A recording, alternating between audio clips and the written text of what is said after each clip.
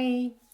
Have you ever felt like within your relationships, you were offering a level of empathy that never seemed to be quite fully reciprocated, leaving you feeling stuck, misunderstood, alone, despite being among people?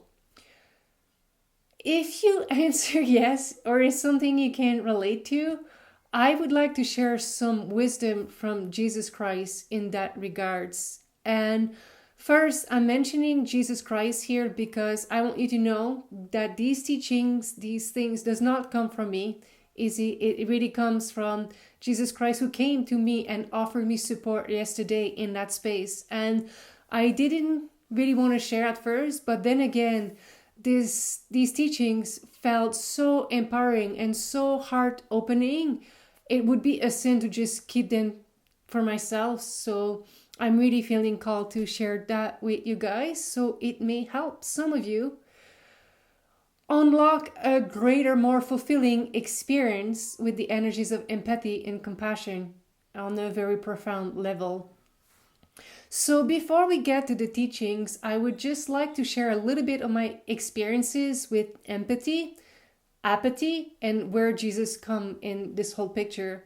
Because you may relate to some of that stuff too. If you're called to click on such a video or listen to such a video, chances are you may have had similar experiences than me. So, let's see. When I was a kid, I felt everyone's emotions like it was my own. And, we go to school, we learn mathematics, we learn how to behave, tie our shoes and stuff like that, but we don't necessarily always learn or taught how to regulate our emotions and especially how to deal with others, because to me I felt everybody was like that. I just thought it was a normal human experience. I didn't know how to have boundaries within this, so I just felt almost like it was my duty to help people regulate their emotions, because if I feel somebody's stress and anxiety like it's my own, I don't want to feel stress and anxiety, so I better try to help you. So, then we both do not feel stress and anxiety. So, growing up, almost losing myself in that space because, hey, I'm constantly managing other people and, forgetting myself in the process. And I know there's some people within certain intellectuals, if you say, it is believed that to have that level of sensory emotional perception comes perhaps from trauma, being such in a heightened voltage environment that we develop the abilities to, or we become very acute to other people's emotion to try to pick up when the next blow up's gonna come. I don't know, like my parents actually wanted children. They cared for us to have an education. We were in a safe environment. I cannot advocate for that. I do not know. All I know is I felt other people's emotions like my own, and it led to a lot of trouble growing up. In my later relationships, like teenagers, more like young adult, and especially started dating, I started attracting abusive relationships. And I don't want to play victim here. That's not the point. I don't want to engage in that. It's not empowering, and I'm all about power. So, but essentially, the dynamics were I have someone, I'm engaging with someone, and I can see they're struggling with stuff. They have difficult childhood or anything like that. And then I'm like, oh my God, I'm going to help them. I'm going to hold space for them while they're working through their journey, assuming that they were working through these energies to become a better person. Completely obvious to the fact that these people, they were not on a healing journey at all. In fact, they were completely obvious to these energies and how it impacts their lives. They just get frustrated sometimes. They just get sad. They just get angry, but they don't really know the roots of it, and they don't care to know. It's not even on their field of perception, of consciousness, to even start peeling the layers and find out what's behind all of these emotional outbursts. So within that, they're looking at me, and they're not looking at me like, oh my God, Isabelle's so nice. She's holding space for me while I'm working through my stuff. No, they think I'm a complete doormat that can easily be walked all over. And meanwhile, I'm completely unconscious and unaware of this. So it took some while and some self-work to understand that these dynamics were not healthy. And over time and other trauma, what led to feeling like being deeply empathetic and compassionate started to cool off in compassion fatigue and turned into complete apathy, where I could not feel any emotions at all. I was just so taxed. My nervous system was like, no, we can't do this.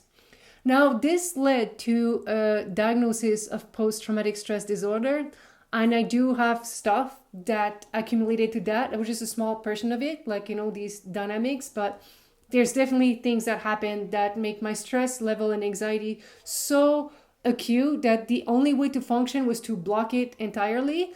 And you cannot just pick and choose which emotions you want to experience. So if you're going to start blocking certain emotions, eventually you block the entire spectrum of emotions. Now, wanting to heal from a holistic way, or giving my chance to anyways, I started doing yoga and meditation, and eventually I was like, I really want to hear my heart. Like, I want to start feeling again. I don't want to be this organic robot just functioning into the world and with all of this hyper vigilance that comes with it. And it was just very unpleasant experience.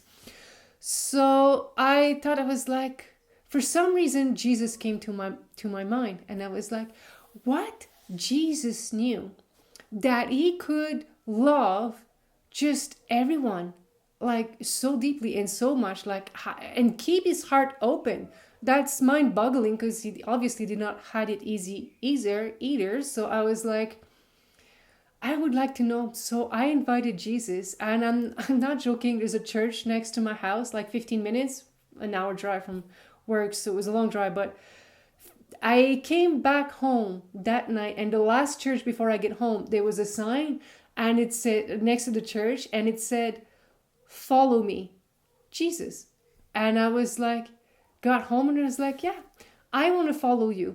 Now, that was years ago, and if you think it was like, oh, great, I'm with Jesus now, everything is good. No, it actually went worse before it got better, because I went into, or he held my hand, if I say, through a very difficult journey of shadow work, of learning what Christ consciousness actually is.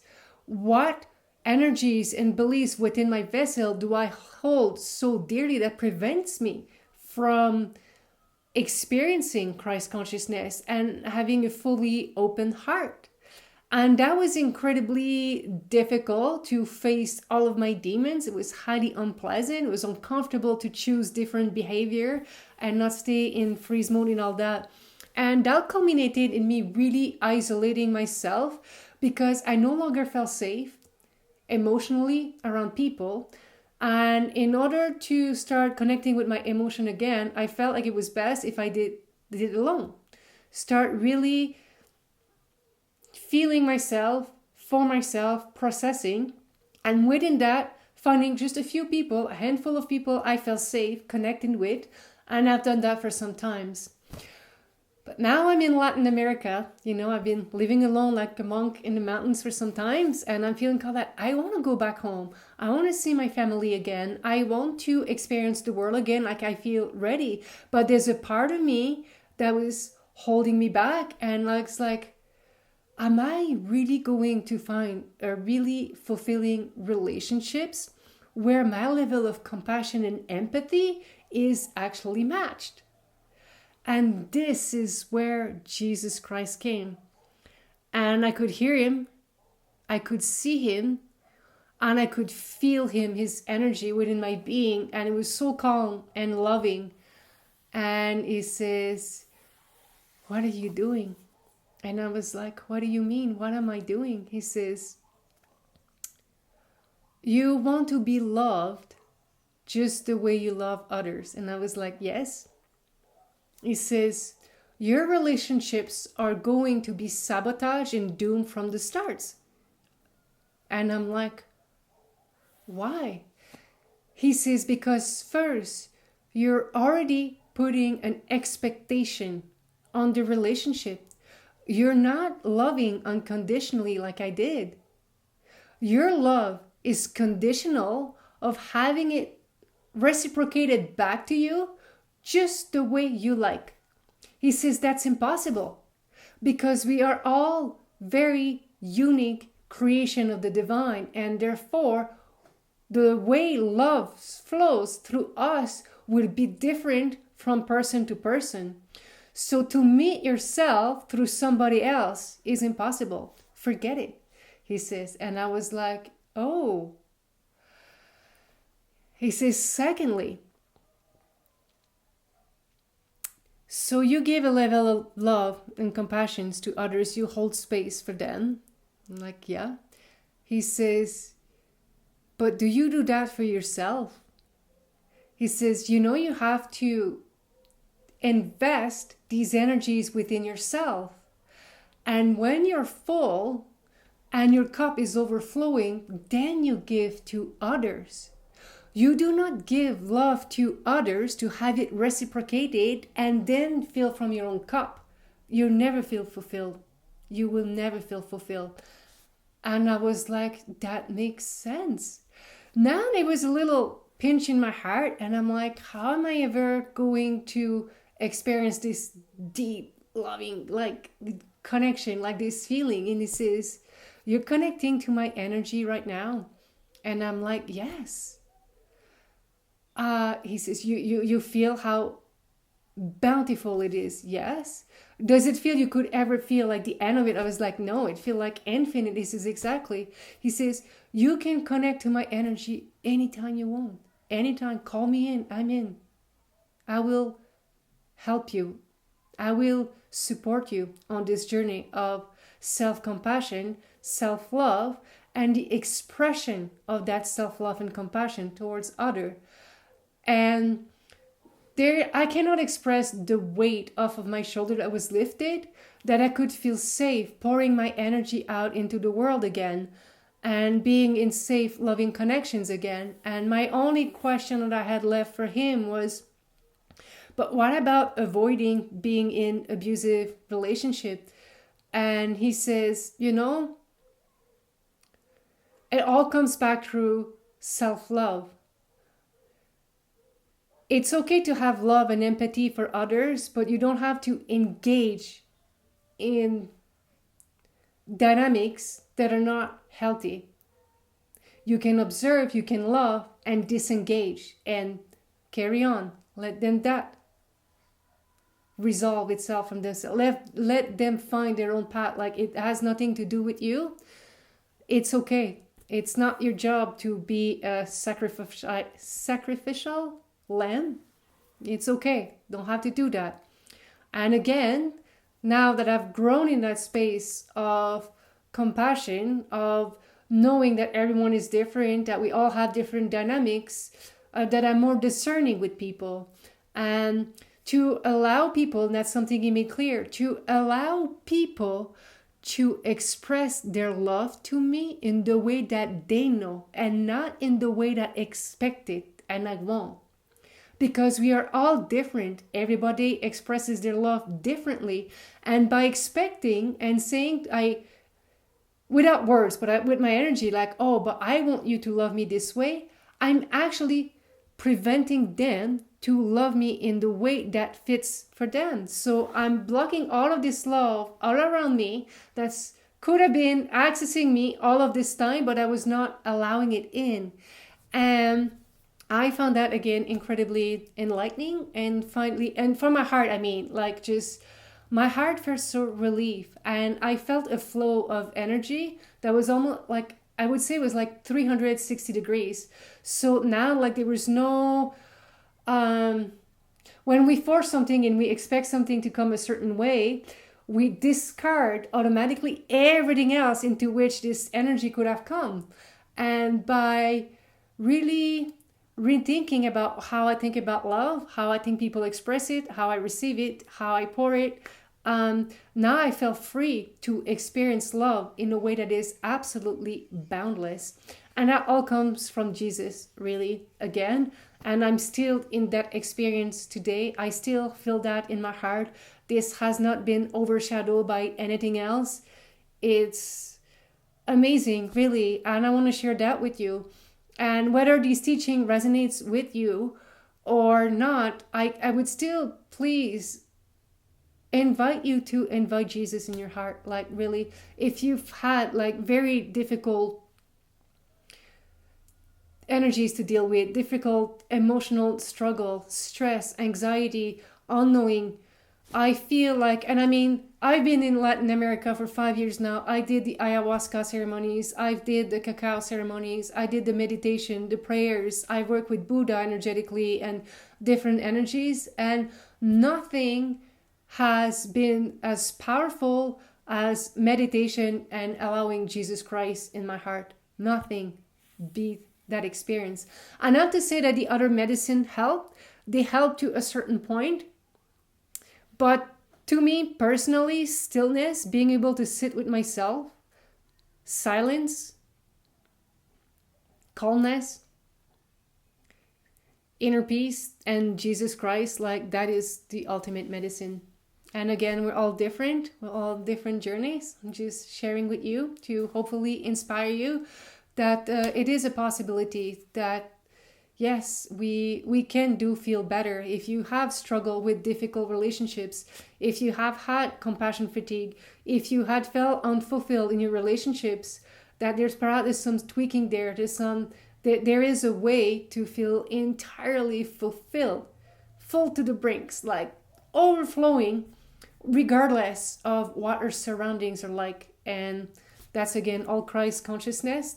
The understanding that we are all one. What we do unto others, we only do unto ourselves. So, and that is about it. So thank you very much for listening to this message. If you would like to receive, I do offer sessions, and they are donation based. And the reason they are donation based is a platform like this now is pretty much global, but we don't all come from the same financial background. I wouldn't want to gatekeep something or make something illicit by setting a price and then certain people cannot access me. I wouldn't want someone being able to book a session with me because they don't have the money but they feel they could really use it. And does that mean that it's free? Well, I'll let you judge for it. But if I have to put a roof over my head and feed myself just like everybody else. So if I have to work online, which I don't mind, 50 hours a week to make ends meet, then I can only do one session a week, one sessions every 2 weeks type of thing. But if I receive donations, then I don't have to work as much online. That means I'm more available. And it's just a matter of availability to me. I'm not trying to get rich. I assure you I'm not rich. I haven't seen a dentist in years or doctors or my family. And it's okay to me. It's a vocation. I really feel that if I have such an ability to connect with Jesus Christ and the Holy Spirit in such a powerful way, I want it to go for the greater good. I want to be of service, and that's all there is to me. It's a vocation, and I trust that all will be well. So thank you again. Again, if you want a session, you can just contact me via my email address or here on Facebook. Thank you very much and enjoy the rest of your day.